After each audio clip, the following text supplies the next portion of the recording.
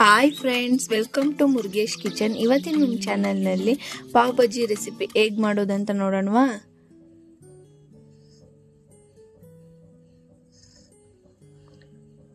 ತುಂಬ ಟೇಸ್ಟಿಯಾಗಿರುತ್ತೆ ಮತ್ತು ಎಮ್ಮಿಯಾಗಿರುತ್ತೆ. ಈಸಿಯಾಗಿ ಮನೇಲೇ ಮಕ್ಳಿಗೆ ಮಾಡಿಕೊಡ್ಬೋದು. ಬನ್ನಿ ಹೇಗೆ ಮಾಡೋದು ಅಂತ ನೋಡೋಣ.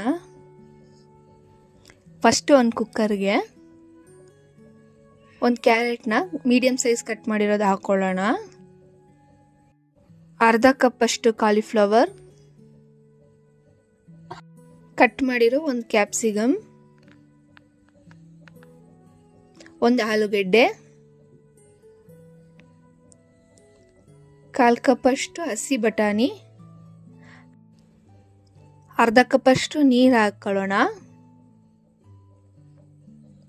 1 ಸ್ಪೂನ್ ಅಷ್ಟು ಉಪ್ಪು, 1/4 ಸ್ಪೂನ್ ಅರಿಶಿನ ಪುಡಿ ಹಾಕಿ ಕುಕ್ಕರ್ ಮುಚ್ಚಿ ಒಂದು 4 ರಿಂದ 5 ವಿಷಲ್ ಕೂಗಿಸ್ಕೊಳ್ಳೋಣ. 4 ರಿಂದ 5 ವಿಷಲ್ ಕೂಗಿದೆ. ಈಗ ಓಪನ್ ಮಾಡ್ಕೊಳ್ಳೋಣ.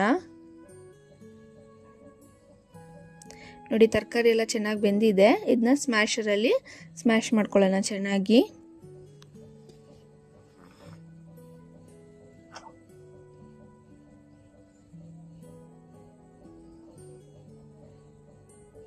ನೋಡಿ, ಈ ಥರ ಚೆನ್ನಾಗಿ ಸ್ಮ್ಯಾಶ್ ಮಾಡ್ಕೋಬೇಕು. ಈಗ ಇದನ್ನ ಸೈಡ್ಗೆ ಎತ್ತಿಟ್ಟು ಮಸಾಲೆ ರೆಡಿ ಮಾಡ್ಕೊಳ್ಳೋಣ. ಈಗ ಒಂದು ಪ್ಯಾನ್ಗೆ 2 ಸ್ಪೂನ್ ಅಷ್ಟು ಬಟರ್ ಹಾಕೊಳ್ಳೋಣ. ಬಟರ್ ಕರಗಿದ್ಮೇಲೆ ಚಿಕ್ಕ ಚಿಕ್ಕದಾಗಿ ಕಟ್ ಮಾಡಿರೋ 2 ಮೀಡಿಯಮ್ ಸೈಜ್ ಈರುಳ್ಳಿ ಹಾಕಿ ಫ್ರೈ ಮಾಡ್ಕೊಳ್ಳೋಣ.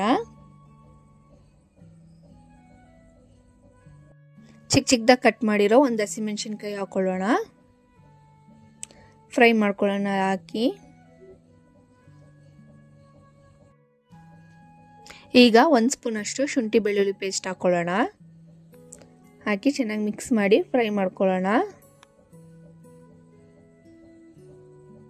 ಈರುಳ್ಳಿ ಎಲ್ಲ ಚೆನ್ನಾಗಿ ಫ್ರೈ ಆದಮೇಲೆ ಚಿಕ್ಕ ಚಿಕ್ಕದಾಗಿ ಕಟ್ ಮಾಡಿರೋ 2 ಮೀಡಿಯಮ್ ಸೈಜ್ ಟೊಮೊಟೊ ಹಾಕ್ಕೊಳ್ಳೋಣ. ಹಾಕಿ ಚೆನ್ನಾಗಿ ಫ್ರೈ ಮಾಡ್ಕೊಳ್ಳೋಣ ಟೊಮೊಟೊ ಎಲ್ಲ. ಈಗ ಮಸಾಲೆ ಪೌಡರ್ಗಳು ಹಾಕ್ಕೊಳ್ಳೋಣ. 1 ಸ್ಪೂನ್ ಅಷ್ಟು ಧನಿಯಾ ಪುಡಿ,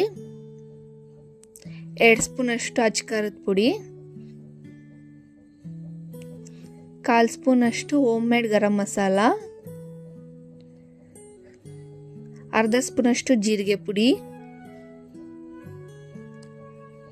ಉಪ್ಪು 1 ಸ್ಪೂನ್ ಹಾಕೋತಾ ಇದ್ದೀನಿ. ನಿಮ್ಮ ರುಚಿಗೆ ತಕ್ಕಂತೆ ಹಾಕೋಬೇಕು.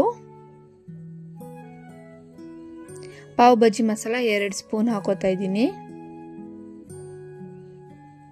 ಕಾಶ್ಮೀರಿ ಚಿಲ್ಲಿ ಪೌಡ್ರು 1 ಸ್ಪೂನ್ ಹಾಕೋತಾ ಇದ್ದೀನಿ. ಎಲ್ಲ ಹಾಕಿ ಚೆನ್ನಾಗಿ ಮಿಕ್ಸ್ ಮಾಡ್ಕೊಳ್ಳೋಣ. ಟೊಮೊಟೊ ಪೌಡ್ರ್ ಎಲ್ಲ ಚೆನ್ನಾಗಿ ಮಿಕ್ಸ್ ಆಗಬೇಕು.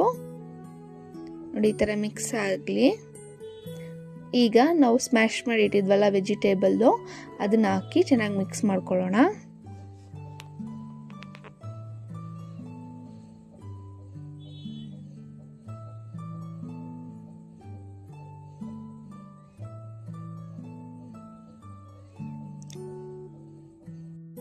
ಚೆನ್ನಾಗಿ ಮಿಕ್ಸ್ ಆದಮೇಲೆ 1-2 ರಿಂದ 3 ನಿಮಿಷ ಕುದಿಯಕ್ಕೆ ಬಿಡೋಣ.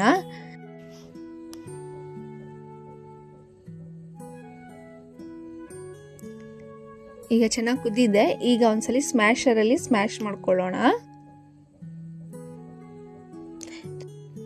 ಈಗ ರೆಡಿ ಆಗಿದೆ. ಲಾಸ್ಟ್ ಫೈನಲ್ ಟಚ್ಗೆ ಅರ್ಧ ನಿಂಬೆಹಣ್ಣ ರಸ ಹಾಕೋತಾ ಇದ್ದೀನಿ. ಚಿಕ್ಕ ಚಿಕ್ಕದಾಗಿ ಕಟ್ ಮಾಡಿರೋ ಕೊತ್ತಂಬರಿ ಸೊಪ್ಪು 1/4 ಕಪ್ಪು, ಅರ್ಧ ಸ್ಪೂನ್ ಬಟರ್ ಹಾಕಿ ಒಂದ್ಸಲಿ ಮಿಕ್ಸ್ ಮಾಡ್ಕೊಳ್ಳೋಣ.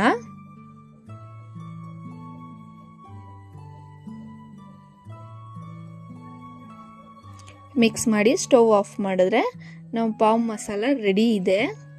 ತುಂಬ ಟೇಸ್ಟಿಯಾಗಿರುತ್ತೆ ಮತ್ತು ಈಸಿಯಾಗೂ ಮನೇಲಿ ಮಾಡ್ಕೋಬೋದು. ಫುಲ್ ವೆಜಿಟೇಬಲ್ಸ್ ಇರೋದ್ರಿಂದ ಮಕ್ಕಳಿಗೆ ಹೆಲ್ತ್ಗೂ ಒಳ್ಳೆಯದು.